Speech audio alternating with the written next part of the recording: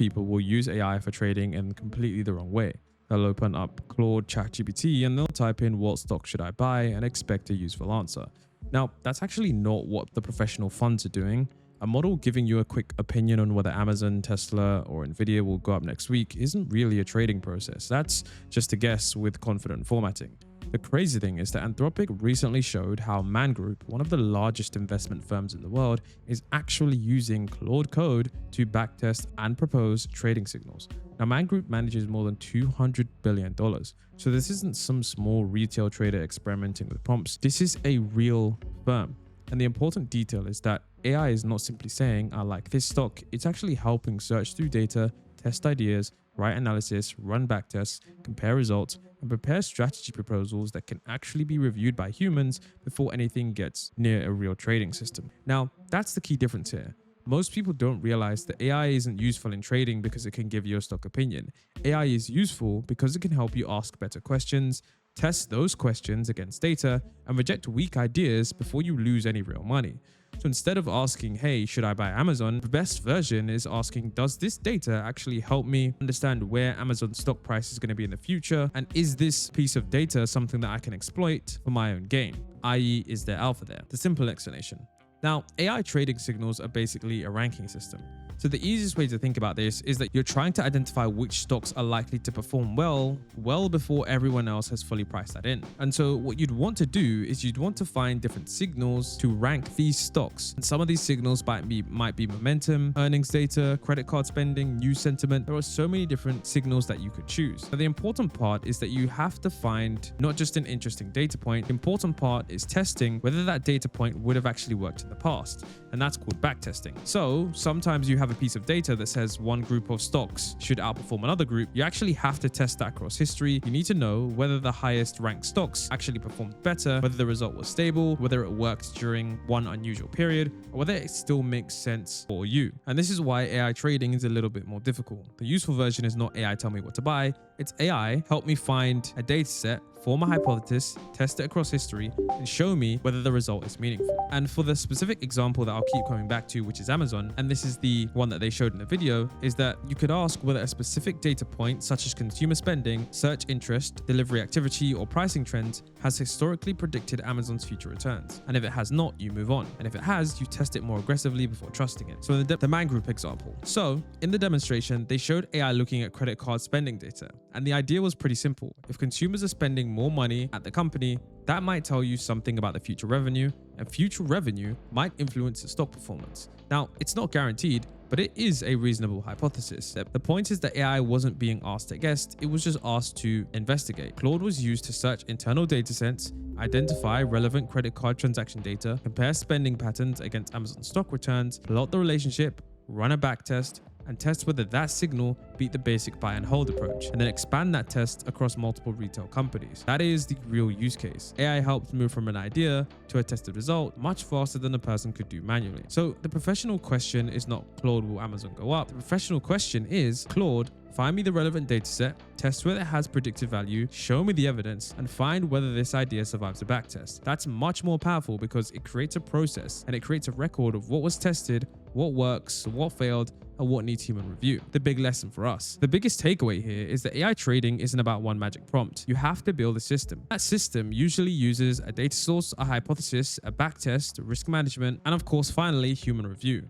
And if any of those pieces are missing, the output becomes a bit less reliable. Now, this matters because anyone can make a chart look convincing after the fact. You can always find two lines that appear to move together for a while, but it doesn't really mean that relationship is always tradable or durable. The goal is not to find something that looks good once. The goal is to build a workflow that can keep testing those ideas, keep rejecting weak signals, and only promote the ideas that make sense after proper checks. So let's go ahead and do this. Let's build a workflow that can actually find us alpha. The first step is data source, and this is by far the hardest part. I looked around for data, and the first thing you realize is that a lot of useful financial data and alternative data is expensive. Some providers charge you thousands a year, and some even charge you more than that per month. And that's not really realistic for us retail traders, especially if you're trying to build a practical workflow just as an individual. So the question becomes, where can we find data that is accessible, affordable, and structured enough for us to test properly. Now, there are some public options for data sources, which we'll get into later, but once you manage to find that data, the next step is a hypothesis. The useful thing about Claude is that it can actually generate those hypotheses, but those hypotheses still need to be based on the data you actually have. AI can't magically create a signal out of nothing. It needs a data set and a way to test whether that data set against your idea has any predictive value. So the first simple test I tried was based on publicly available data. The idea was that oil prices versus airline stocks, okay? And so airlines have to buy jet fuel, and jet fuel is one of the biggest costs. So when oil gets cheaper, flying becomes cheaper for the airline, which should be good for the margins. The question was simple. If we watch the price of oil, can this help us to tell when to own the airline stocks? To test it, we grabbed the monthly price of oil and the price of jets, which is an airline ETF from 2015 to 2016. Then we created a simple rule. If oil went down last month, the strategy held the airline stocks this month. And if oil went up last month, the strategy was sat in cash. We then pretended we started out with $1,000 and followed that rule throughout the whole period. And we compared it with simply buying the airline ETF and holding it the entire time. Now, the result for this was pretty interesting. The rule turned roughly $1,000 into roughly $2,160, while simply buying and holding airlines turned $1,000 into roughly $1,421. So the oil-based rule beat the buy and hold by a meaningful amount. But of course, we can't jump to any conclusions. First, this was a simplified test with no trading fees, no slippage, or tax considerations. Second, a large part of the outperformance came from the 2020 to 2022 oil crash period. That doesn't make the idea useless, but it does mean we should be more careful before treating it as a finished strategy. That first test made something obvious. If a workflow is going to be useful, it cannot rely on manually finding one dataset at a time and building one-off tests. It kind of needs a pipeline. And this was something that I wanted to automate because this took me much longer than you think. So I decided to look at several data providers, and many of them were genuinely too expensive. Some were around $10,000 a year, and some were priced at a level that only institutions can realistically justify. So I needed a cost-effective way to source the data and test those ideas automatically. Eventually, I settled on Kaggle because it has a large library of public datasets and an API, and that means we can search for datasets, pull them into a workflow, and generate a hypothesis from the available data and backtest the ideas in a much more repeatable way. So I built a Claude skill that uses the Kaggle API, generates a hypothesis, and then runs a backtest to see whether the idea has any evidence behind it. And by the way, this Claude skill is available for download in my Skool community, which is conveniently linked in the description. First Claude generated idea was based on Chipotle and avocado prices. Chipotle uses a lot of avocados for guacamole, and so the logic was pretty similar. And it was pretty straightforward. If avocados get cheaper, Chipotle's input costs may fall, which could be good for margins and possibly good for the stock. And if avocados get more expensive, those costs may rise. And so the question was, can avocado prices help us when to buy Chipotle stock? So we grabbed the free Kaggle dataset with years of avocado prices, then grabbed Chipotle's stock price over the same period. And from there, we created a simple rule. When avocados become cheaper, the strategy would pretend to buy Chipotle stock. And then we checked whether the following rule would have made us money. And at first, the results looked really promising. Using only the years from 2015 to 2018, avocado prices and Chipotle stock seem to move together very strongly. And that is the kind of result that can make you think you found something. But then we added more years of data all the way to 2023, and that relationship basically disappeared. The early match was not real durable signal. It was just a pattern that happened to line up for a short period. And that is the lesson. Just because two things look connected for a little while doesn't mean that one predicts the other. If we'd only looked at that short window, maybe we could have fooled ourselves. And that trap is called overfitting.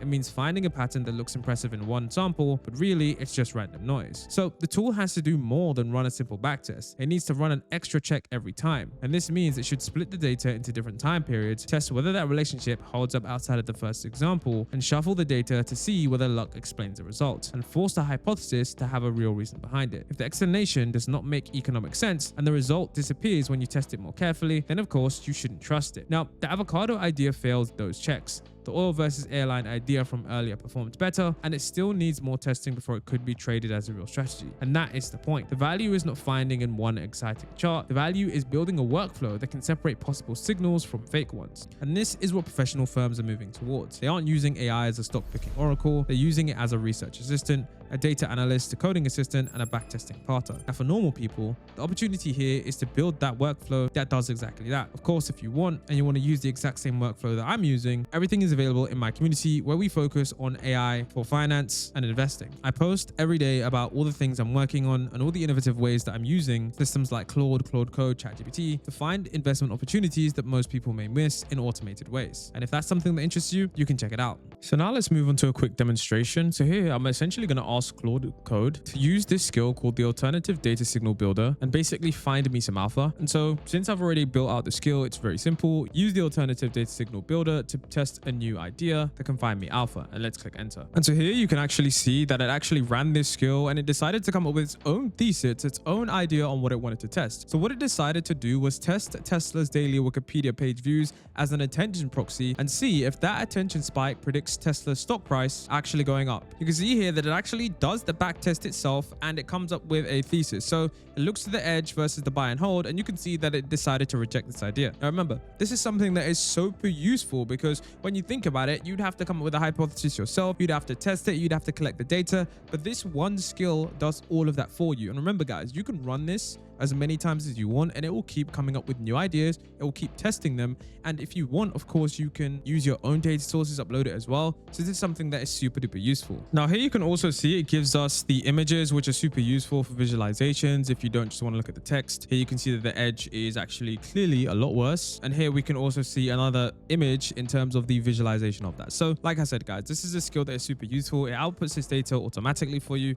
The skill is there, you can just immediately download it and you literally don't have to do anything. As always, if you enjoyed this video, don't forget to check out the Skool community. It's going to be linked in the description.